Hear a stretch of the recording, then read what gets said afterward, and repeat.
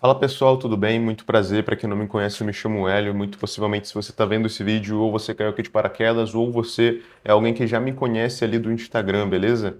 E para quem me conhece já ali do Instagram, ali do TikTok, né? Esse vídeo aqui vai estar sendo de eu mostrando basicamente um fluxo de imobiliária, tá? Que a gente fez aqui na agência, a gente vendeu aqui para um cliente nosso, beleza? Mostrando as tools dele, como que eles funcionam, como que a gente estruturou isso aqui, tá? E como que é toda essa estrutura para a gente conseguir estar fazendo até uma própria questão de validação e até mesmo escala de algum projeto relacionado ao cliente, beleza? Eu vou estar passando por todo esse fluxo daqui. Esse daqui é basicamente, bom, do agente, né? Essa parte aqui de cima para trás é basicamente um fluxo base que a gente replica em todos os clientes que a gente utiliza. Esse aqui está um pouco mais simples, a gente tem uma estrutura um pouco mais complexa.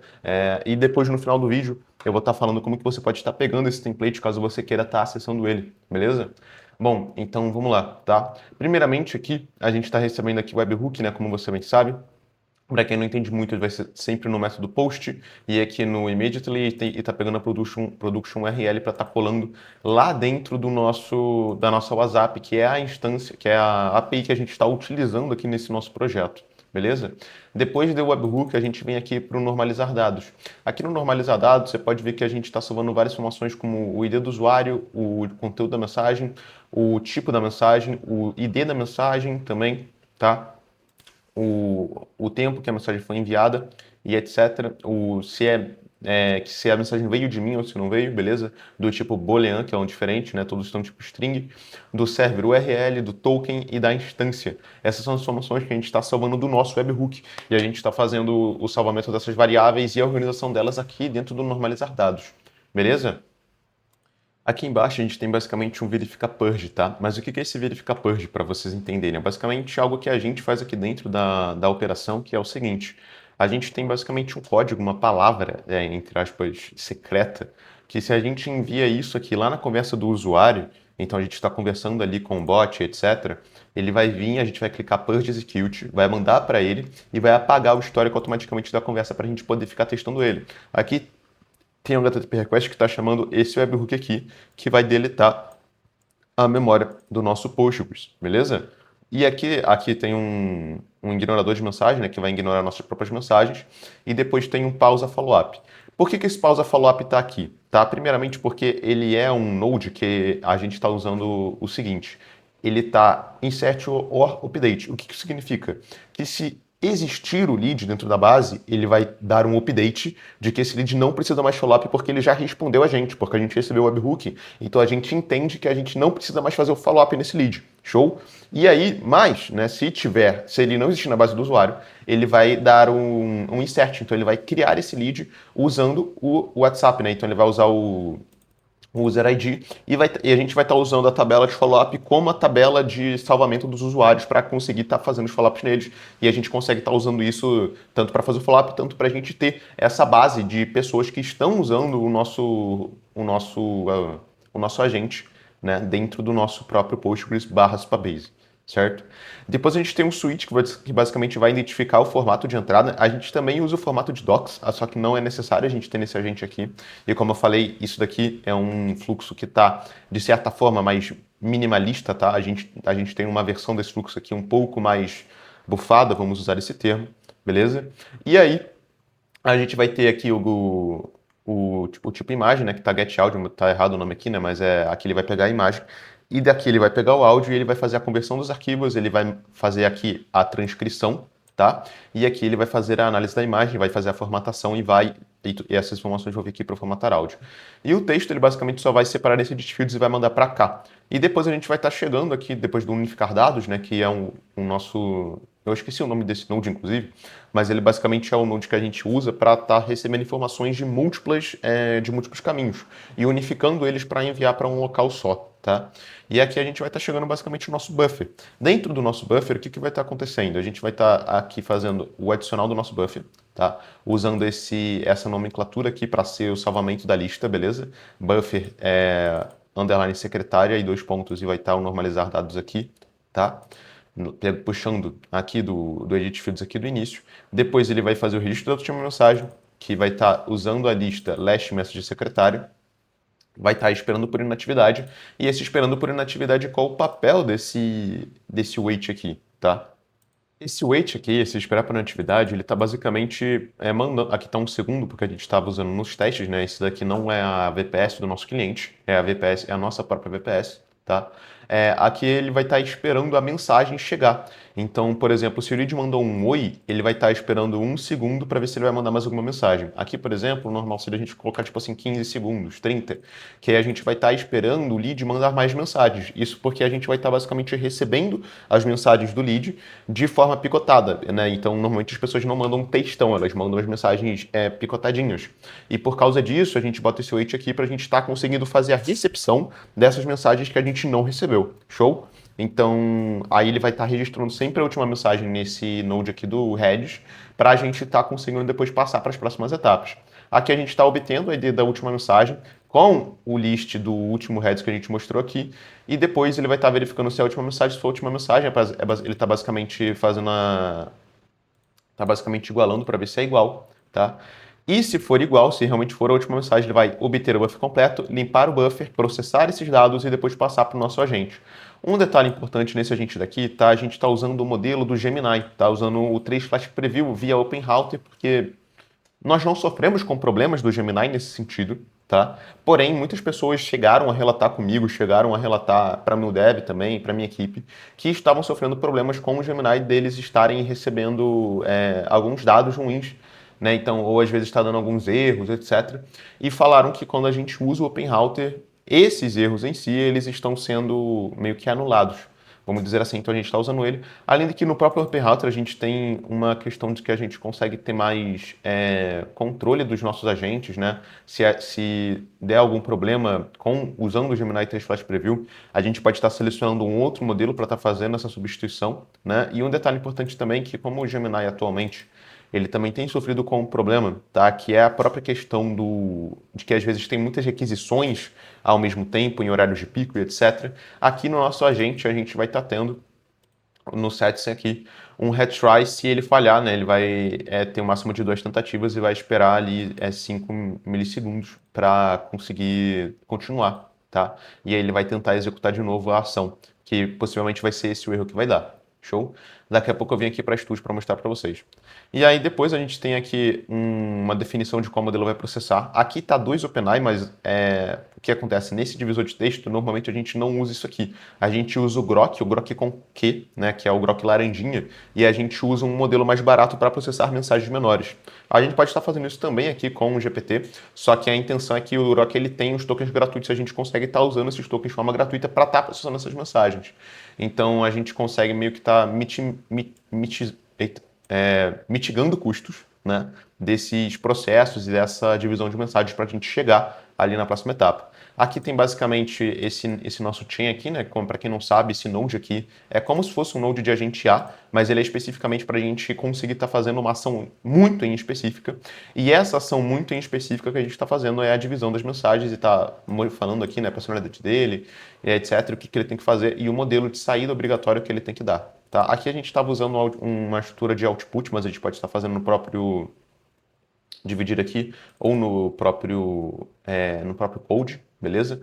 Até porque o code ele é uma forma, né, de você estar conseguindo fazer manipulação de variáveis de uma forma extremamente decente. E depois a gente faz a segmentação das mensagens, a gente remove os vazios delas, né? E vai estar agora entrando num looping aqui dentro. E esse looping, como que ele vai funcionar? Basicamente, como as mensagens vão ser divididas, às vezes a IA vai mandar uma mensagem muito grande, ela vai ser dividida em 3 mensagens que vão ser enviadas. Nessa divisão de mensagens, ela vai dar esse loop aqui dentro em 3 vezes. E o que acontece? O nosso overitings, né? Ele é o nome desse node aqui. Ele tem 2 saídas, que é o loop, que vai estar mandando um output por em determinância de quantos outputs ele tem que dar. Então, se for 3, ele vai dar 3. E aqui ele vai estar dando todos os outputs juntos. Por que ele tem 2 saídas aqui? Justamente porque a gente usa essa saída daqui para fazer a atualização do follow-up. E está falando para o lead assim, está falando, no caso, para o nosso sistema. Esse lead aqui acabou de receber essa mensagem, então ele vai começar a contar a partir dessa última mensagem que a gente enviou, né, advinda do output do Done, aqui, né, do overItems, e aí vai começar a contar a partir de agora. E aqui no HTTP Request, usando, né, as questões da própria WhatsApp para a gente estar fazendo o envio de mensagens, e se falhar ele vai continuar, tá com essa configuração aqui. Ele vai continuar, vai dar o wait para ter uma, como eu posso dizer, uma harmonização também em relação ao envio das próprias mensagens para o usuário, beleza? Esse daqui, basicamente, essa daqui, tá? Essa estrutura que eu mostrei aqui para vocês, né? Ela é a estrutura base de todos os nossos fluxos que a gente utiliza aqui dentro. E agora vamos passar agora para as partes um pouquinho mais não mais importantes, mas de certa forma mais complexas, tá? Que são as tools e como que está funcionando esse fluxo daqui. Como eu falei, eu não vou estar... Acho que minha câmera desativou. Voltou. Perdão, eu devo ter encostado no fio aqui. Como eu falei aqui, a gente está usando o modelo Gemini, tá? Então o modelo de prompt dele é um pouco diferente. Esse prompt não vai estar sendo enviado para vocês, porque aí também é demais, mas eu vou estar dando uma passada por cima aqui, caso alguém queira ter o trabalho de printar e ver como que a gente escreve nossos prompts. Mas, vamos dar continuidade então. Aí aqui vai ser basicamente as nossas tools, que vão ser uma tool de cancelamento de agendamento de visitas, porque esse agente aqui, ele faz quais trabalhos que ele faz, né? Ele faz o follow-up, ele faz o agendamento, reagendamento e cancelamento de visitas. Ele tem acesso a um script que o próprio corretor, né, que é o Vitor, nesse caso, né, inclusive se você está vendo isso aqui, oi Vitor, tranquilo contigo, que passou para a gente o script de mensagens dele, follow-ups, etc. E toda vez que o agente ele vai mandar uma mensagem, ele acessa esses scripts para entender o que ele pode ou não falar para o lead, ou como que ele deve falar para o lead, tá? Então ele vai estar sendo sempre essa tool aqui. Se a gente vier aqui em Executions, vai ter aqui o script, porque aqui, tá vendo que em toda execução ele vem e ativa aqui os scripts, beleza? E aí, aqui tem as informações. Nesse node aqui, a gente tem basicamente as informações dos nossos imóveis. Eu vou estar tentando abrir aqui o Docs para vocês estarem vendo. Aqui, para vocês darem uma olhada, isso aqui é basicamente como se fosse o nosso RAG, certo? Então, como que funciona? Basicamente, aqui ele vai estar listando os imóveis, tá? Eles vão estar fazendo a reposição desses, é, desse estoque, certo? E a gente basicamente definiu para eles, né, que é o trabalho do gestor de automação de estar fazendo isso, né, de estar definindo como que vai ser o template das informações. Aqui dentro tem os códigos de referência, tá? O que são esses códigos de referência para vocês também estarem entendendo? São basicamente para a gente conseguir, quando a gente for enviar nossas fotos, que ele também envia as fotos dos imóveis, a gente também tá mostrando para a IA, né, qual que é a etapa que ela deve seguir, onde que ela deve clicar, né? Então ela vai procurar pela referência de código de cada imóvel, para ela saber onde que ela vai pegar essas fotos. Show? E aqui, então aqui vai estar basicamente só os templates, né, que a gente forneceu para ele, de como que ele deve estar botando isso aqui. E ele vai estar buscando isso aqui quando ele tiver que falar sobre alguma informação dos imóveis, beleza? Os scripts eu não vou mostrar porque talvez seja mais sensível, então acho que não é muito bacana. Aqui tem basicamente a nossa tool de baixar fotos, que eu vou estar mostrando para vocês, que ele vai estar pegando aqui do nosso workflow da imobiliária, vai estar passando por esse edit fields aqui para estar fazendo a organização dessas informações. Depois de fazer essa organização de informações, vai buscar por ID, download file, vai extrair o arquivo e vai enviar. E aqui vai ter um edit fields que mandando os status para o outro fluxo, falando que a foto foi enviada para o cliente. Beleza? E aí, só para estar mostrando aqui como que funciona, né? A gente bota aqui file ou folder, search, a gente vai botar o name contains JSON casa, que vai ser uma variável que vai ser definida pela IA. E aqui vai ter o limite, né, de no máximo 50 por minuto, se eu não me engano, porque vai estar fazendo essa requisição. E aí vai estar buscando no folder casa, tá? Lá do Drive, vai fazer o download do file e depois extraindo e enviando essa imagem ali para o usuário. Beleza? Depois a gente vai estar entrando aqui, tá? Eu vou estar explicando primeiramente esse faz reagendamento e esse faz cancelamento, que é mais fácil de estar explicando eles primeiro, já que a gente já está aqui nesse fluxo principal.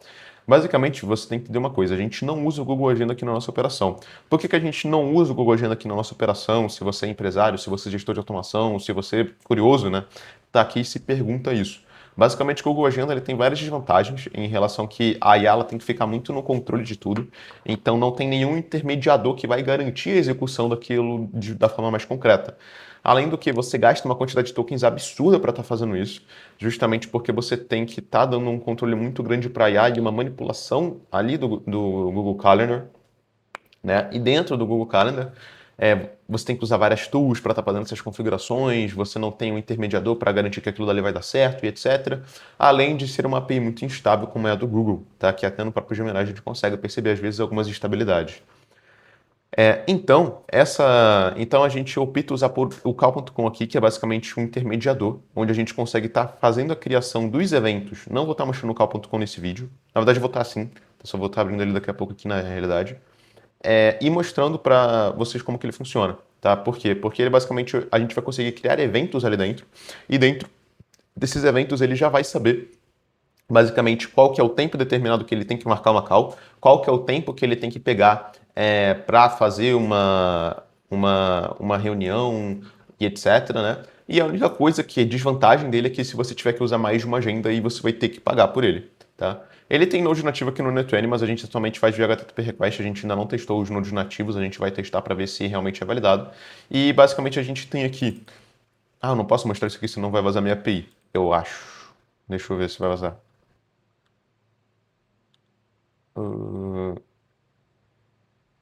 Ah, não, ele vai puxar pela URL, né? Ele vai estar pegando aqui, né, nesse HTTP request. Mas basicamente é que a gente está chamando esse workflow aqui, tá? Esse sub-workflow, vamos dizer assim. E ele vai estar basicamente selecionando, né, quando que foi feito, né, e etc. Ele vai estar fazendo o reagendamento e atualizando dentro da nossa memória. E aqui é a mesma coisa para fazer o cancelamento. Não vou estar mostrando dentro, porque senão eu acho que vai estar mostrando a minha chave. Vai estar mostrando a minha chave. E além disso vai estar mostrando o meu ID. Então, enfim. E aí aqui basicamente a gente tem essa questão para estar fazendo essas funções. E aí a gente vai passar agora para o agendamento, que é onde a gente vai fazer o agendamento e fazendo a verificação de disponibilidade. Nesse fluxo aqui, a gente está utilizando basicamente um agente para estar fazendo o gerenciamento disso aqui, onde ele está usando o modelo do Gemini, ele tem um prompt aqui dentro, onde a gente vai estar fornecendo o ID também, vai estar dando algumas reforçadas dentro desse prompt, tá? E falando como que ele vai fazer a criação desses eventos, beleza? Aqui tem a memória dele, normal, e o tool, e a tool de verificação de disponibilidade, que eu vou estar mostrando para vocês agora, que é basicamente essa tool gigantesca aqui, onde você vai colocar todos os seus dados do Cal.com aqui, e aqui, em todos os HTTP requests basicamente do fluxo. E eles estão sendo gerenciados todos por modelo open, né? Que podem ser modelos baratos, diga-se de passagem, né? Para a gente estar buscando. Show? Depois, daqui, a gente tem ainda a criação do agendamento. O fluxo de criação de agendamento, como que ele funciona? A gente basicamente vai estar recebendo que o usuário ele confirmou, a gente vai estar fazendo a transformação dos dados, vai estar criando o evento no call, né? Transformando os dados, se tiver registro no Supla, vai fazer a atualização e vai estar avisando que o ADM que a reunião foi marcada. Esse fluxo aqui, como ele não está não está na VPS do nosso cliente, ele ainda está desatualizado em questão do Node Devolution. Mas a gente está usando a WhatsApp para isso e para fazer os avisos desse fluxo, tá? Quando isso aqui acontecer. A gente está fechando essas abas aqui agora. Vou estar entrando agora aqui no Cal para estar mostrando como que funciona a infraestrutura deles aqui. Bom, dentro do Cal aqui, a gente vai ter basicamente essa aba aqui principal, que vai ser a tela inicial dele, depois que você criar uma conta. Já vai ter alguns eventos criados, não exatamente esse daqui, mas vocês vão criar os eventos, né, e a terminância do tempo que vocês querem. Vocês podem também botar aqui para ter mais de uma duração no tipo de evento. Eu nunca testei como isso funciona, inclusive, tá? Então não sei como isso funciona dentro do agente A. Você pode mudar o local, pode botar pelo próprio Cal, pode botar pelo Zoom também, no local da videochamada também. Aqui você vai estar editando a disponibilidade que vai estar sendo também acessada pelo seu agente A, que também, que também vai ser enviada, no caso, procurada dentro da sua própria agenda. Então, se tiver um evento na sua agenda que esteja ocupando alguma da disponibilidade aqui, né, dentro do seu Google Calendar, por exemplo, que seja o mesmo meio do Cal, ele também vai estar tendo esse acesso e não vai estar marcando a reunião nesse sentido, beleza? E aí, para a gente a gente vai precisar de duas variáveis aqui, né? Primeiramente vai ser esse ID do objeto, tá? que vai ser o ID do evento, ID do objeto ID do evento, né, que a gente vai estar pegando aqui em cima, beleza? E aqui a gente vai estar pegando a nossa chave IP, vai estar clicando em configurações ali embaixo, aqui ó, configurações, chaves de API, e criando uma chave aqui, tá? Essa conta aqui não tem nada, não tem nenhum agente conectado nela, por isso que não tem nada criado. Beleza? Deixa eu estar mostrando agora só os follow-ups agora para a gente finalizar esse fluxo aqui. E bom, a cada 5 minutos o nosso fluxo de follow-up ele vai estar sendo ativado, tá? E aí ele vai estar vendo aqui, vai estar buscando dentro dos horários, tá? Que no caso que se for entre 8 da manhã e 6 da tarde, no caso 6 da noite, né? Que se for true ele vai avançar para ele conseguir prosseguir com o follow-up, tá bom? Porque isso aqui, basicamente, para os follow-ups eles estarem entrando em horário comercial e não estarem entrando em horários fora comercialmente. Aqui ele vai estar buscando esses leads e aqui vai ter basicamente um cérebro, tá? Que ele vai estar determinando o quanto que foi a espera do lead, tá? Para a gente conseguir estar definindo e mandando para a nossa IA para ela decidir qual que vai ser o follow-up e como que vai ser a mensagem enviada de acordo com o contexto do usuário, beleza? Então aqui tem alguns contextos, a gente não deu nenhum exemplo, justamente porque, por exemplo, o Gemini, ele consegue estar tendo uma grande criatividade nesse sentido, a gente não precisa fornecer exemplos para ele e ele consegue estar tendo uma performance incrível em questão de follow-up. Como eu tenho falado há muito tempo, tanto nas minhas redes sociais quanto aqui no YouTube agora, o Gemini ele tem mostrado uma performance inagualável e tipo imparável assim em relação ao GPT, em questão de humanização e até mesmo para o follow-up a gente tem essa questão, tá? Aqui tem dois modelos, tá? Que é o da OpenAI e o do Gemini, que vai ser selecionado, tá? E a gente tem a nossa memória aqui do Postgres.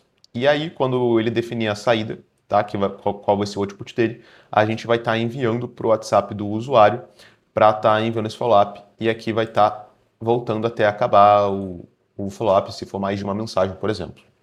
Beleza? E bom, basicamente esse aqui é o nosso fluxo de imobiliária, tá? É o fluxo que a gente utilizou para implementar numa imobiliária que a gente pegou aqui dentro da GH, uma operação que a gente abriu há pouco tempo, beleza?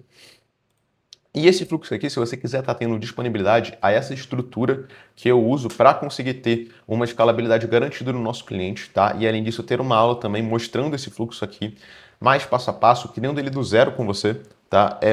Você pode me mandar lá no meu IG, vai estar na descrição aqui do vídeo. Se não tiver na descrição, vai estar no comentário fixado para você me seguir lá no Instagram e você tá me mandando aula lá no meu Instagram, que eu vou estar enviando uma playlist para você de 2 aulas gratuitas de instalação de VPS e mostrando como que funciona o nosso fluxo base para a gente adaptar ele aqui para vocês. Além de que ele tem outras tools, como por exemplo a tool callback, que não está disponível nesse fluxo daqui, que também pode ser muito útil para você estar implementando dentro do seu negócio ou dentro das suas automações. Beleza? E se você quiser estar recebendo esse fluxo aqui, também me segue no Instagram, que está aqui no comentário fixado ou na descrição, e me manda lá no meu Instagram, que eu vou estar enviando esse template lá para você. Enfim, se você gostou desse vídeo, você quer aprender mais sobre N8N, IA e automação, me segue aqui no YouTube, clica aqui, dá um like também para impulsionar esse vídeo, compartilha com alguém, me segue lá no Instagram que eu estou falando e postando sobre isso todos os dias lá dentro. E se você quer implementar isso no seu negócio também, me chama lá no direct do Instagram ou clica no link da minha bio que você vai ter acesso ao meu WhatsApp lá dentro, que você pode estar me chamando. Valeu, tamo junto, até o próximo vídeo.